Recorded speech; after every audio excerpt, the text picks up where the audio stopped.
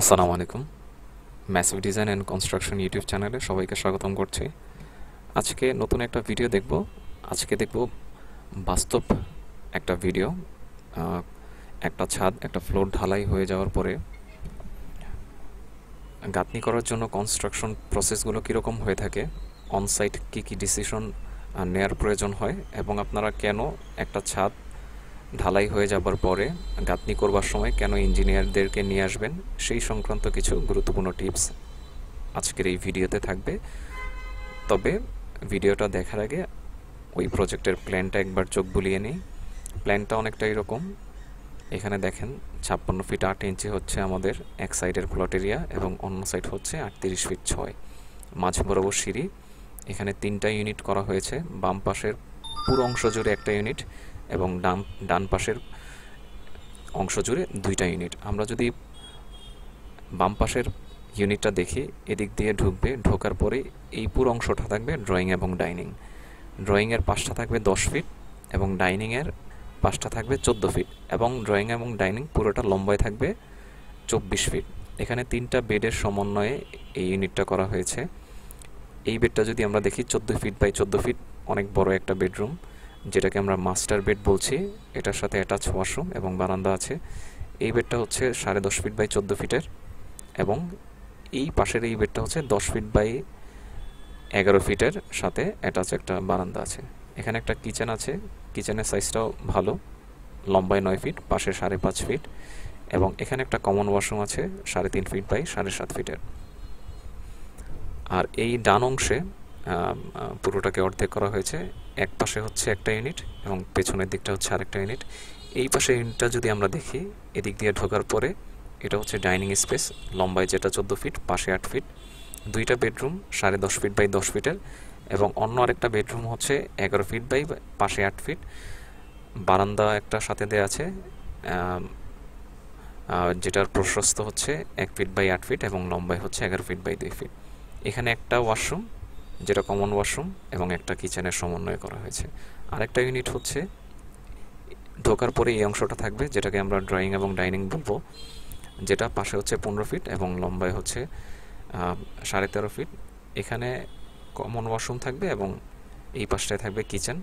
2টা বেডের সমন্বয়ে প্রথম বেডটা হচ্ছে 11 ফিট বাই 8 এবং পাশে হচ্ছে 9.5 ফিট, যেটার সাথে অ্যাটাচ বারান্দা এবং ওয়াশরুম থাকবে, এবং অন্য আরেকটা বেড হচ্ছে 11 ফিট বাই 8, পাশে 9 ফিট, যেটার সাথে শুধু বারান্দা থাকবে।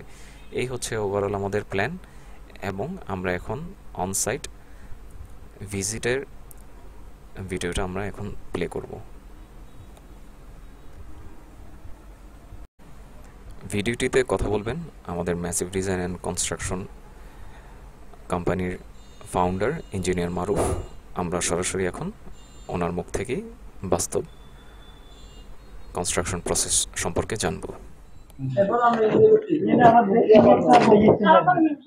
আচ্ছা, এখানে এই যে এটা কি ওয়াশরুম? না, ওয়াশরুম তো ভালো। 4 ফিট বা এটা 4 ফিটের বেশি আছে মনে হয়। জি, বেশি আছে। এটা বেশি হওয়ার কারণ? আচ্ছা, এই ওয়াশরুমটা কি 4 ফিট 4.5 ফিট বাই 7.5 ফিট দেয়া আছে? এটা সম্ভবত 4.5 এর উপরে। এখন কি ওয়াশরুম এটা ঠিক আছে? 5 ফিট আছে নাকি একটু ছোট করবেন বা বড়? আপনাদের ভিতর থেকে এটা বড় অনেক। এটা বড়, ভিতরটা মত নইলেই সারবো তো। তাহলে কি এখান থেকে আমরা 6 ইঞ্চি নিতে পারি? রুম বড় করে দি। হ্যাঁ, আমার ভিতরটা পালাম। যেহেতু এটা ঢুকছে, রুম বড় করে। এটা মাপ তাহলে হেরা মত নইলেই সারবো। এখানে কথা আছে, রুম বড় করলে ওই যে ওই ওয়ালটা আরো আসবে, কিচেনের ওয়ালটা আরো চলে আসবে এদিকে। এটা ওদিকে যাবে? হ্যাঁ, এই ওয়ালটা আরো চলে আসবে। না, এই ওয়ালটা চলে আসলে, এই ওয়ালটা যদি চলে আসে তাহলে বেডরুমে ঢুকে যাবে কিনা একটা সমস্যা হবে, তাই না? এই দরজা কত ফিট রাখছেন? এত বড় দরজা তো হবে না। 3.5 ফিট এত বড় দরজা তো ভিতরে দেওয়ার দরকার নেই। ছোট দরজা দিলে তো স্যার মাল সামান নিতে ঝামেলা। ঢাকা শহরের মানুষ কি মাল সামানা কি ছোট রাখে? আপনি মেইন ডোর 3.5 রাখতে পারেন, ভিতরে আপনি 41 রাখতে পারেন। 40 দরজা হয় 3 ফিট 4 ইঞ্চি রাখেন। আবার দেবান আমার 7 ফুট ছিল আলমারি। এটা 3 ফিট 4 দরজা দিলে স্যার 40 দরজা গাঁথনি রাখবেন 41। সকেট যদি দেয় বলি 40 দরজা গাঁথনি রাখবেন 41। এখন 40 এটা অনেক বড়। এটা ব্যাপারটা কি দেখতে দেখতে আপনার কাছে ওইটা বড় মনে হয়েছে? 40 দরজা এখানে অনেক, আপনি সবকিছুই ঢুকবে। আপনি দেখাইতে পারবেন কোন ফার্নিচার 40 ইঞ্চি আছে? পাশে 40 এর কোন ফার্নিচার আছে? আপনার একটা সোফা কত 22 ইঞ্চি, 18 ইঞ্চি, 22 ইঞ্চি। আবার টুকটাক আপনার এই আলমারির পাশ হচ্ছে 18, 20, 22 এর উপরে নাই। আরে আমার প্রথম যে বেডে আমি থাকতাম ওই পাশে এখন দরজা চৌকাট দিলে স্যার, ঢুকে না 7 ফুট চৌকাট দিলে তাহলে অর্ডার দিয়ে বানাইতে হবে 40। কারণ আমাদের এখানে 40 তো অ্যাভেলেবেল, 36 ঢাকায় 36, 40, 42। এখানে নাই, নাঙ্গলকোট নাই। তো আপনি রেডিমেড কেন কিনবেন? অর্ডার অর্ডার দিয়ে বানাইতে হবে। সমস্যা কি? আপনি এটা 41 করেন, আচ্ছা ঠিক আছে, 7 আমি ফুট আরো ইসলাম দুই ঢুকবো রে 7 ফুট ইসলাম সব ঢুকবে সব। আমার সাহেব আমার দোকানের দরকার নেই। আপনার সবকিছু বেশি যাবে, আপনার এটা বড় করার দরকার নাই তো। আপনার এদিকে জায়গা নষ্ট হয় না। ভিতরে সব 41 করেন গাঁথনি, আর ওইটা আপনি 42 ও 43 করবেন মেইন ডোর। হ্যাঁ আমরা আমরা সলিউশন করব এই যে ক্যাবিনেট এসব দোকান থেকে প্রবলেম হলে আমারে আপনি ধরবেন, জান। তো আমাদের ভাঙ্গি লাগবে না আমরা কোনো ভাঙবেন না। আরে আচ্ছা আমরা ঢুকে তাহলে সারবো আমার ইসলাম আমরা এই দিন ওয়ার্ড থেকে ক্যাবিনেট ঢুকে তাহলে আমার আর অন্য কিছু জানতে পারবো শুধু এই দিকে না ঢুকতে পারি আরে আমাদের রুমের দরজা, ফ্ল্যাটের দরজা হচ্ছে 36। আমার 7 ফিট আলমারি ঢুকাইছি, আচ্ছা তাহলে তো 7 ফিটের আলমারি, হাইটও 7 ফিটের কাছাকাছি, লম্বা 7 ফিটের কাছাকাছি, ওইটা ঢুকাইছি। আর স্টিলের আলমারিও আছে আমার বাসায়, ওটাও ঢুকছে। সালমান ভাঙা থাকতো না হ্যাঁ আমরা সালমান ভাঙা থাকতো না আঙুল না স্টিলের আলমারি ঢুকাইছি, মানে স্টিলের আলমারি। আমার 7 ফুটে আবার ব্যাগ ফ্লাড হেডফ্লাড আবার ব্যাগ তুমি ঢুকাতে পারি না আমার ড্রয়িং রুমে কোনো সোফা নাই, অনলি একটা আছে, একটা টিভি আছে, ভেবে থাক আর ডাইনিং এর এক কোনায় একটা কি আছে, ফ্রিজ আছে, আর এখানে কিচ্ছু নাই, পুরা খালি ফ্লোর। আমি এতটা ফার্নিচার পছন্দ করি না। ঘর থাকবে খোলামেলা, আলো বাতাস থাকবে।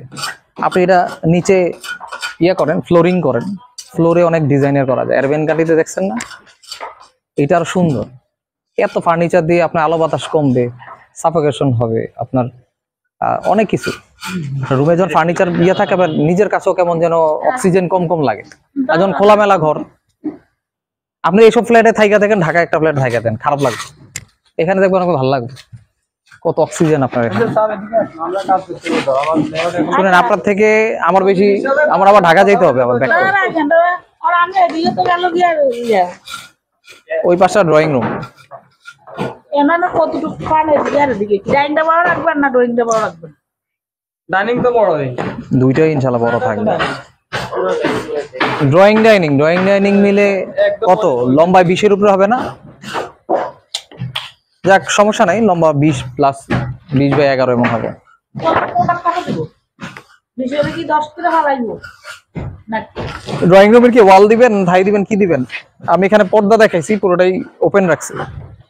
ওপেন কি না যেটা ডাইনিং তাহলে আমি এই দেবো খাই দেবো তাহলে এটা খোলা রাখেন, পর্দা করার পরে পর্দা বা থাই না দিয়ে খোলা রাখেন। আপনার ফ্ল্যাটটা বড় বড় লাগবে, আলো বাতাস ঢুকবে। এই যে ওই রুম থেকে বারান্দা আছে, ওই রুম থেকে আপনার এদিকে 5 ফুটে একটা জানালা দিয়ে দিলে একদম আলো হয়ে যাবে পুরো। 5 ফিটে বেশি দিবেন, এটা বড় দিবেন না, 6 ফিট 6 ফিট দিবেন। আচ্ছা 6 ফিট দিয়ে দেন। আচ্ছা, এখানে একটা কথা বলছিল যে এই এই এই রুমের দরজাটা, আমি খাইছি কি জগলের বাবু বাসাটা এই রুমের দরজাটা মেইন ডোরটা খুলে এই পর্যন্ত চলে আসবে, বুঝছেন? দরজা যে মাপটা এই অনুযায়ী চলে আসবে। আপনি পাল্লাটা করলে ওদিকে যাবে, এখানের পরে রাখতে পারেন, কিন্তু এখন দেখেন রাখলে কি দাঁড়ায়। আমাদের রাখলে তার এখন কথা হচ্ছে যে এই কোণার তো খাট রাখতে পারবেন না, খাট রাখতে হলে এইভাবে রাখতে হবে। এভাবে বা এভাবে করলে এখানে রাখতে পারবেন না, হ্যাঁ ঠিক আছে তাইলে এই পর্যন্ত খাট রাখতে পারবেন না। এরপরে হয়তো আপনি হ্যাঁ এটা অফ করে এখানে এটা অফ করে এখানে দরজা দিলে একটা সুবিধা কি, এখানে আপনি কিছু একটা রাখতে পারবেন। আর এটাও এক ভালো, এক কর্নার চলে গেল, আলমারি ওখানে রাখলো। এই দরজা যাওয়ার পরেও তো আলমারি দিতে পারবে, তাই না?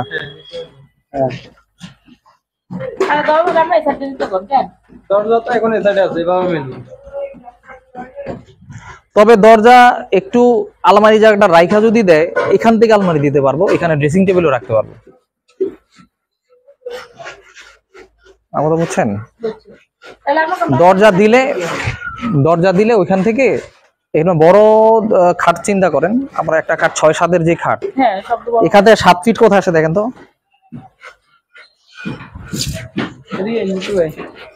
লম্বা এদিকে 7 থাকলো, ওইদিকে 6 থাকলো, আমি 1 ফিট বেশি নেই। এরপরে দরজা হইলে সবচেয়ে ভালো। আর দরজার পিঠটা এটা রাখেন, বুঝছেন কেন রাখবেন আমি বলি। এদিকে পিঠটা রাখলে ডিজাইনটাও দেয়ালের সাথে থাকবে, আর বারান্দা দিয়ে দক্ষিণা বাতাসও পাবেন। বাড়ি সংক্রান্ত যে কোনো টিপস পেতে আমাদের সাথে যোগাযোগ করতে পারেন, স্ক্রিনে আমাদের নাম্বার শেয়ার করা থাকবে, আপনারা ফোন করতে পারেন। আজকে এখানেই রাখছি, ভবিষ্যতে নতুন কোনো বিষয় নিয়ে আবারও আপনাদের সামনে ভিডিও নিয়ে আসবো। সে পর্যন্ত ভালো থাকবেন।